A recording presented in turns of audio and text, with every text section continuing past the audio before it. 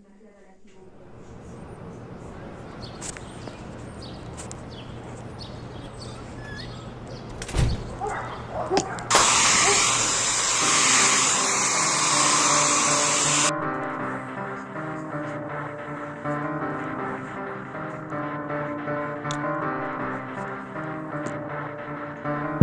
remember that time we were sipping on wine. I could see it in your eyes, you were feeling